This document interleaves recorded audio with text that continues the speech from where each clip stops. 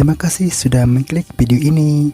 Hai Wak, apa kamu pernah melihat atau kamu sendiri mengalami jatuh cinta yang sangat dahsyat hingga setiap saat memikirkan orang yang dicintai, bahkan mau tidur pun selalu membayangkan wajahnya? Hati-hati, bisa jadi kamu pernah dipelet oleh seseorang. Inilah yang terjadi pada sosok cewek cantik bernama Disi, yang dimana ia sangat mencintai, bahkan tergila-gila pada seorang pemuda bernama Udin. Padahal, mohon maaf, kalau dilihat dari raut wajah keduanya, antara Disi dan Udin bagai si cantik dan si buruk rupa. Bukan hanya di penampilan mereka saja, tapi dari kesenjangan sosial keduanya pun orang ini jauh berbeda.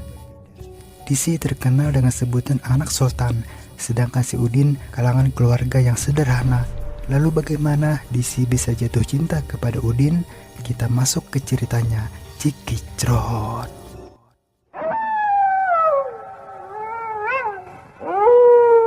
Jadi ceritanya itu Wak, si Disi dan Udin rupanya menempuh pendidikan kuliah di tempat yang sama. Nah kebetulan Disi dan Udin berada di ruang yang sama. Awalnya Udin sering memandangi wajah Disi. Saat itu Disi tahu kalau si Udin sering memperhatikan dirinya. Jadi Disi ini tidak mengubris nyawa dan menganggap bahwa hal itu biasa-biasa saja. Toh dirinya memang cantik, katanya begitu Wak. Namun seiring waktu yang terus bergulir, Udin ini terang-terangan di depan banyak orang ia mengungkapkan rasa cintanya kepada Disi. Karena Disi tidak menaruh apapun ke Udin, hingga pernyataan cinta itu pun ditolak baik-baik oleh Disi dengan alasan bahwa Disi tidak mau pacaran dulu dan ingin fokus berkuliahnya. Karena Udin tadi menyatakan cinta di depan banyak orang, jadi orang-orang yang menyaksikan hal itu lantas bersorak membuli Udin. Tentu saja cintamu ditolak bro, karena kamu dan Disi itu bagai bumi dan langit. Jadi jauh bro, kata seseorang yang berada di dalam ruangan itu Wak.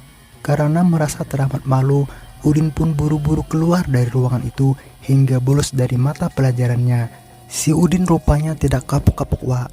Ia kembali berulah dengan sering memandangi wajah Disi dan bahkan mulai bertindak yang kurang ajar pada Disi Wak. Ia mulai berani mencubit pundak Disi. Jangan kurang ajar ya, ucap Disi yang langsung meludah ke arah wajah Udin. Si Udin ini rupanya berwajah tembok Wak. Padahal saat itu di ruangan itu banyak orang. Jangan marah-marah gitu sayang.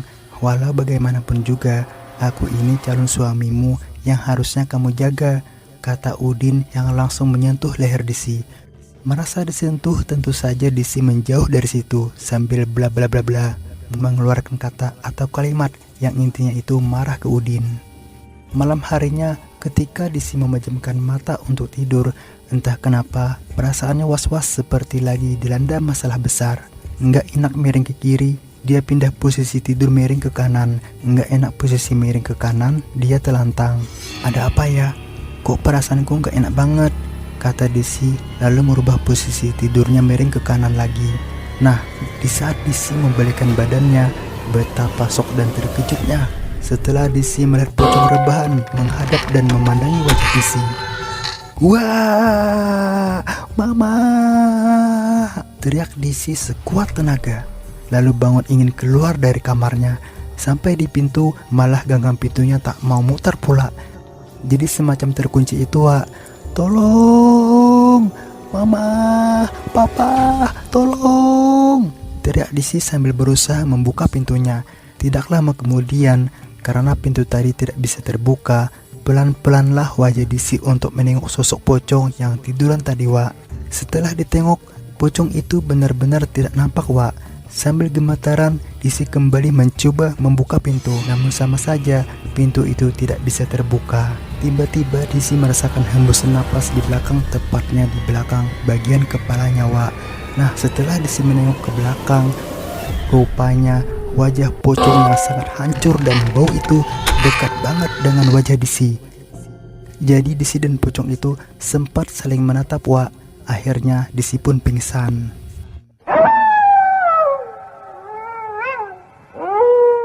Setelah Disi terbangun dari pingsannya, tiba-tiba saat itu ia sudah berada di tempat tidurnya.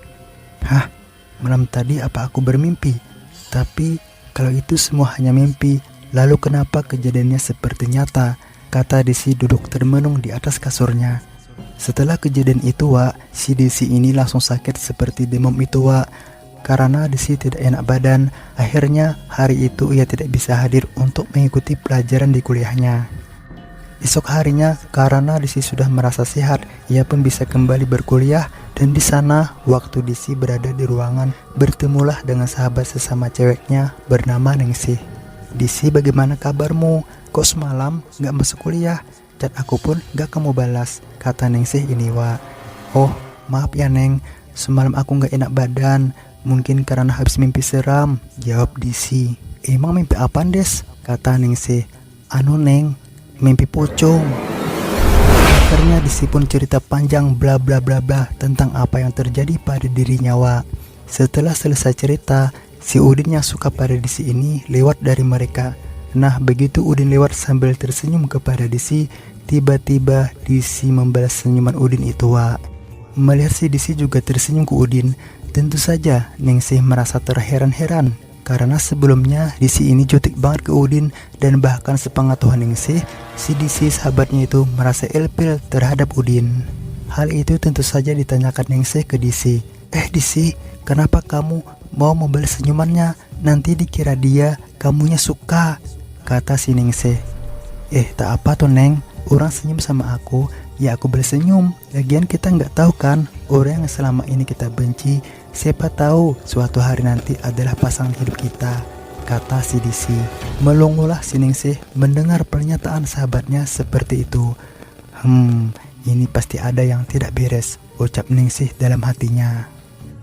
Malam harinya sekitar jam 21.00, Desi masuk ke kamarnya untuk istirahat atau tidur Wak. Nah, baru Desi menghempaskan tubuhnya di atas kasur, tiba-tiba perasaannya dihantui dengan perasaan was-was Wak. Jadi dia itu merasa gugup, seperti mengalami suatu masalah yang serius. Kenapa ya? Ada apa?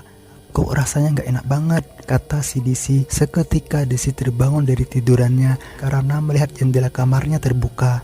Habis terbuka tertutup, setelah tertutup terbuka lagi. Padahal saat itu tidak ada angin sama sekali Wak. Kok jendela terbuka? Perasaan sore tadi udah kututup, kata si Desi menuju jendela yang terbuka tadi Wak. Baru tangan Desi mencoba meraih jendela, tiba-tiba dari bawah jendela pocong nongol dengan wajah busuk bernanah kehijau-hijauan, langsung meludahi ke wajah Desi. "Ma!" teriak Desi berlari menuju ke pintu sambil menutup kedua matanya karena ludah pocong tadi sangat terasa perih di kedua mata Desi. Sesampainya di depan pintu, malah Desi menabrak pocong. Dengan adanya tabrakan hingga membuat Desi ingin terjatuh, namun Desi nggak sempat terjatuh. Kenapa? Itu karena pocong memeluk tubuhnya Desi. Esok paginya, lagi-lagi Desi sudah berada di atas tempat tidurnya. Apa semua ini nyata atau hanya sebuah mimpi? Kata Desi sambil memperhatikan sekeliling kamarnya Wak. Sama seperti malam kemarin, setelah mendapatkan teror dari pocong, seketika Desi jatuh sakit, nggak enak badan Wak. Sebenarnya kedua orang tua Desi ingin anaknya itu dibawa ke rumah sakit, tapi karena Desi mengatakan hanya sakit biasa-biasa saja dan tidak menceritakan tentang teror pocong itu, akhirnya ya orang tua Desi manut-manut saja Wak. Setelah Desi sakit selama 2 hari, tentunya selama itu pula ia tidak masuk kuliah. Setelah Desi sembuh, ia pun ke tempat kuliahnya. Nah, sesampai di sana, ia ketemu lagi dengan Ningsih, sahabat akrabnya. Astagfirullah Desi, kemana aja selama 2 hari ini? Nggak ada kabar sama sekali. Chat aku pun gak kamu balas. Kenapa Desi? Ucap si Ningsih. Mohon maaf Neng, selama 2 hari itu aku jatuh sakit. Kalau kamu tanya sakit kenapa, itu jawabnya sakit demam Neng. Lah, kok chat aku gak dibalas Des? Harusnya kamu balas, walau cuma ngasih kabar gitu, ucap si Ningsih. Gak tahu Neng, entah kenapa perasaanku kosong. Jadi jangankan untuk makan, megang HP pun aku gak Neng, kata si Desi. Nah, tiba-tiba Udin datang menghampiri mereka seraya mengucapkan hai kepada Desi dan Ningsih. Hai Desi, hai Ningsih, bagaimana kabar? Ucap si Udin. Ningsih ini dia diam aja Wak, tapi beda dengan Desi. "Ya Udin, aku baik-baik aja," kata Disi yang langsung bangun dari duduknya. Nah, di saat itulah si Udin langsung memegang kedua tangan Disi. Ia mengungkapkan perasaan cintanya yang kedua kalinya. Yang pertama di awal kisah kan ditolak. Nah, yang kedua ini Udin kembali menyatakan cintanya, Wak. "Wahai bidadari cantikku, maukah engkau menjadi milikku?" ucap si Udin. Tersipu malu, Disi pun menjawab, "Wahai pangeranku, aku mau." Stop, please hentikan," ucap Ningsih yang langsung menarik tangan Disi. Otomatis genggaman tangan si Disi dan Udin ini terlepas, Wak. Kenapa Neng? Ganggu aja," ucap Udin, sedangkan si Disi semacam kayak orang linglung terdiam, Wak. "Mohon maaf Mas Udin, tolong beri waktu untuk Disi mempertimbangkannya ya. Nanti kalau Disi udah mantap dengan pilihannya, ia pasti akan kembali kepadamu," kata si Ningsih. Setelah itu, buru-buru Ningsih menggandeng tangan Disi keluar ruangan kelas. Nah, di luar itu, Ningsih minta penjelasan ke Disi kenapa sahabatnya itu yang dulunya membenci ke Udin, kini tiba-tiba malah mau menerima cintanya. Si Ningsih ini tentunya merasa janggal, terutama ia tahu bahwa sahabatnya itu diteror oleh pocong. Setelah diteror oleh pocong, kenapa tiba-tiba ia suka ke Udin, Wak? "Disi, apa kamu suka ke Udin?" kata Ningsih. Enggak Neng." "Lah, kok tadi kamu hampir saja mengiyakan mau jadi pacarnya Udin?" "Gak tahu Neng, entah kenapa setiap kali aku melihat Udin, jantungku berdebar-debar, dan aku juga merasa apapun yang Udin mau pasti bisa aku kabulkan Neng," kata si Disi. Merasa ada yang sangat janggal. Di hari itu juga Ningsih membawa Disi ke tempat orang pintar atau orang yang bisa menerawang gitulah, Wak. Sesampainya di depan rumah orang pintar tadi, tiba-tiba pintu rumah itu langsung terbuka dan di sana nampaklah seseorang nenek berdiri lalu berkata, "Masuklah Ndok, diteror pocong kan?" ucap nenek-nenek itu, Wak. Dan nenek itu bernama Sumiyem. "Neng, kenapa nenek itu tahu bahwa aku lagi diteror oleh pocong?" ucap Disi dengan ketakutan. "Berarti selama ini kamu memang diteror oleh hantu pocong," kata Ningsih dengan bulu kuduk berdiri. "Aduh Neng, bagaimana ini?" "Ya udah, buruan kita masuk ke dalam," kata si Ningsih. Setelah mereka berada di gubuk tua itu, panjang lebarlah Disi menceritakan dari awal Udin mendekati dirinya lalu diteror oleh pocong. Sampai-sampai yang awalnya Disi membenci Udin, tiba-tiba sebaliknya malah ia takluk dan lemah di hadapan si Udin. "Syukurlah kamu cepat kesini Ndok. Jika tidak, maka ilmu semar mesem itu nempel pada darahmu. Dan ketika ilmu pelit itu sudah menjadi darah daging, tentu saja sangat merugikan dirimu Ndok. Bukan hanya keperawanan saja yang nantinya akan ternoda, tetapi harta bendamu juga pasti akan diambil oleh orang yang memilik dirimu. Namun yang sangat memilukan, ketika nanti kamu menikah dengan orang itu, seketika kamu akan sadar dari awal bahwa kamu tidak mencintai dirinya, hingga akhirnya terjadilah perceraian," kata nenek itu, Wak. "Terus Nek, apa yang harus kami lakukan agar si Disi ini bisa lepas dari pelit itu? Lalu bagaimana caranya agar teror pocong itu bisa hilang Nek?" ucap si Ningsih. Sementara si Disi waktu itu hanya memeluk Ningsih karena si Disi ini teramat ketakutan, Wak. "Dok, pocong itu adalah hodam dari minyak pelet yang ditempelkan di leher Disi. Jadi pocong itu menganggap bahwa Disi adalah istrinya. Namun demikian, pelet itu bisa dihilangkan dengan cara Disi mandi 7 rupa, lalu membakar tempat kasur ia tiduri selama ini, agar si pocong kelak tidak bisa menemui Disi lagi. Selain itu, membakar tempat itu tadi pun jangan dekat dengan rumah. Bakarlah jauh-jauh," kata si nenek.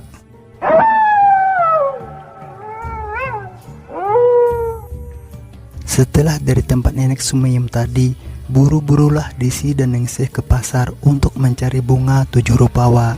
Bunga apapun itu, asal ada 7 bunga yang berbeda. Setelah mendapatkan ke-7 bunga itu, mereka pun buru-buru balik ke rumah Disi. Nah, sesampai di rumah, ketemulah Disi dengan ibunya yang bernama Sumi. Langsunglah si Disi menangis memeluk ibunya, lalu menceritakan detail dari awal hingga akhir tentang masalah yang ia hadapi saat itu, Wak. Sebagai seorang ibu yang sangat menyayangi dan mencintai anaknya, tentu saja ibunya mengiyakan dari proses mandi 7 rupa sampai harus membakar kasur Disi. Setelah Disi mandi 7 rupa, buru-burulah mereka mengambil kasur itu. Namun, karena Disi tadi cerita yang begitu lama ke ibunya, hingga tak terasa hari itu sudah sore menjelang senja. Jadi mereka 3 orang ini jalan kaki ke belakang rumah lalu langsung membakar kasur itu. Setelah api cukup besar, maka nampaklah bayangan hitam besar keluar dari api itu. Nah, kesalahan mereka adalah kenapa membakar kasur di belakang rumah. Padahal kata nenek tadi, bakarlah kasur itu jauh-jauh dari rumah. Astaga Bu, bagaimana ini? Kita membakarnya di belakang rumah. Pastilah pocong itu nantinya masuk rumah kita lalu kembali mengganggu aku Bu, ucap Disi. Nah, lalu bagaimana nak? Jawab ibunya yang juga sama-sama merasa bingung, Wak. Kalau begitu, kita ke rumah nenek yang tadi aja, ucap Ningsih. Hingga di malam itu, ketiga orang ini langsung meluncur ke tempat nenek tadi. Sesampai di sana, mereka melihat pintu tadi terkunci dari luar, Wak. Makin kebingunganlah ketiga orang ini. Maka rumah itu jauh dari rumah warga.